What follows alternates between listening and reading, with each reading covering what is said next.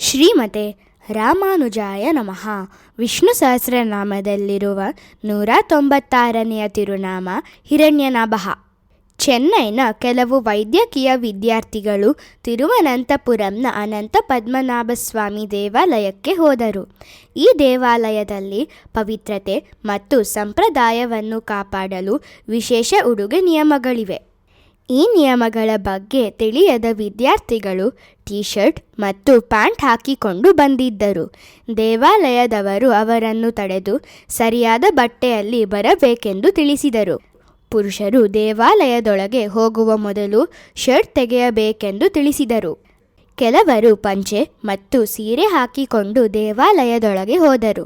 ಆದರೆ ಕೆಲವು ಪುರುಷರಿಗೆ ಶರ್ಟ್ ತೆಗೆಯಲು ಇಷ್ಟವಾಗಲಿಲ್ಲ. ಆದ್ದರಿಂದ ಅವರು ದೇವಾಲಯದೊಳಗೆ ಹೋಗಲಿಲ್ಲ. ಚೆನ್ನೈಗೆ ಹಿಂದಿರುಗಿದ ನಂತರ ಅವರು ಒಬ್ಬ ಹಿರಿಯ ವೈದ್ಯರನ್ನು ಭೇಟಿ ಮಾಡಿದರು. ಅವರು ಪ್ರವಾಸದ ಬಗ್ಗೆ ವಿಚಾರಿಸಿದರು. ದೇವಾಲಯದೊಳಗೆ ಹೋಗದ ವಿದ್ಯಾರ್ಥಿಗಳು ಶರ್ಟ್ ತೆಗೆದುಹಾಕುವಂತೆ ಹೇಳಿದ್ದಕ್ಕೆ ತಮ್ಮ ಅಸಮಾಧಾನವನ್ನು ವ್ಯಕ್ತಪಡಿಸಿದರು. ಆಗ ಆ ಹಿರಿಯ ವೈದ್ಯರು ಈ ಉಚ್ಚಾರಣೆಯ ಆಧ್ಯಾತ್ಮಿಕ ಮಹತ್ವವನ್ನು ವೈದ್ಯಕೀಯ ಉದಾಹರಣೆಯ ಮೂಲಕ ವಿವರಿಸಿದರು. ಅವರು ವಿದ್ಯಾರ್ಥಿಗಳನ್ನು ಮಕ್ಕಳು ಜನಿಸಿದಾಗ ಅನೇಕ ತಾಯಂದಿರು ಹೊಕ್ಕಳ ಬಳ್ಳಿಯ ಸ್ಟೆಮ್ ಸೆಲ್ಗಳನ್ನು ಸಂಗ್ರಹಿಸಿ ಸುರಕ್ಷಿತವಾಗಿ ಇಡಲು ವೈದ್ಯರನ್ನು ಏಕೆ ಕೇಳುತ್ತಾರೆ ಎಂದು ನಿಮಗೆ ಗೊತ್ತೇ ಎಂದು ಕೇಳಿದರು.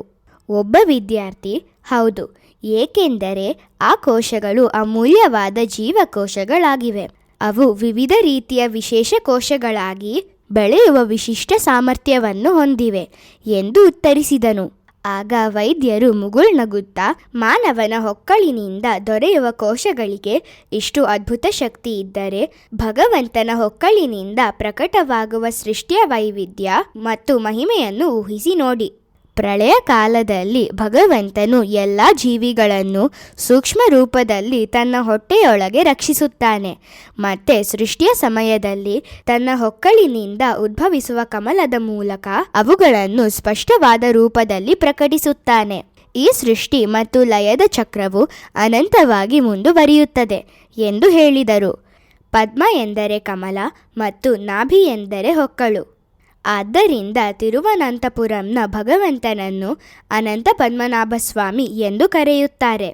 ಏಕೆಂದರೆ ಅವನು ತನ್ನ ಹೊಕ್ಕಳಿನಿಂದ ಹೊರಹೊಮ್ಮುವ ಕಮಲದ ಮೂಲಕ ಇಡೀ ಸೃಷ್ಟಿಯನ್ನು ಪ್ರಕಟಿಸುತ್ತಾನೆ.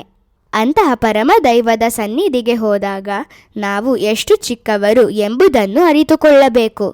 ಆ ವಿನಯ ಮತ್ತು ಗೌರವದ ಸಂಕೇತವಾಗಿಯೇ ದೇವಾಲಯದ ಉಡುಗೆ ನಿಯಮಗಳನ್ನು ಪಾಲಿಸಬೇಕು. ಮಾನವ ದೇಹವನ್ನು ನವದ್ವಾರಪುರ, ಅಂದರೆ 9 ಬಾಗಿಲುಗಳಿರುವ ನಗರ ಎಂದು ಕರೆಯುತ್ತಾರೆ. ಆ 9 ದ್ವಾರಗಳು ಇವು: 2 ಕಣ್ಣುಗಳು, 2 ಕಿವಿಗಳು, ಮೂಗಿನ 2 ರಂಧ್ರಗಳು, ಬಾಯಿ, ಮೂತ್ರದ್ವಾರ ಮತ್ತು ಮಲದ್ವಾರ. ಮಾನವನ ಹೊಕ್ಕಳನ್ನು ಈ 9 ದ್ವಾರಗಳಲ್ಲಿ ಸೇರಿಸಲಾಗುವುದಿಲ್ಲ, ಏಕೆಂದರೆ ಅದರಿಂದ ಏನೂ ಹೊರಬರುವುದಿಲ್ಲ. ಆದರೆ ಭಗವಂತನ ನಾಭಿಯು ವಿಶೇಷವಾಗಿದೆ, ಏಕೆಂದರೆ ಇಡೀ ಸೃಷ್ಟಿಯೇ ಅವನ ನಾಭಿಯಿಂದ ಪ್ರಕಟವಾಗುತ್ತದೆ. ಹಿರಣ್ಯ ಎಂದರೆ ಚಿನ್ನ ಅಥವಾ ಸುಂದರವಾದದ್ದು ಎಂದು ಅರ್ಥ. ಆದ್ದರಿಂದ ಹಿರಣ್ಯನಾಭ ಎಂದರೆ ತನ್ನ ಸುಂದರ ನಾಭಿಯಿಂದ ಈ ಸುಂದರವಾದ ಸೃಷ್ಟಿಯನ್ನು ಪ್ರಕಟಿಸುವವನು ಎಂದು ಅರ್ಥ. ನಾವು ಪ್ರತಿದಿನ ಹಿರಣ್ಯನಾಭಾಯ ನಮಃ ಎಂದು ಜಪಿಸಿದರೆ ಭಗವಂತನು ನಮಗೂ ಸುಂದರವಾದ ಮತ್ತು ಒಳ್ಳೆಯ ಕಾರ್ಯಗಳನ್ನು ಸೃಷ್ಟಿಸುವ ಶಕ್ತಿಯನ್ನು ಅನುಗ್ರಹಿಸುತ್ತಾನೆ. ಶ್ರೀಮತೆ ರಾಮಾನುಜಾಯ ನಮಃ.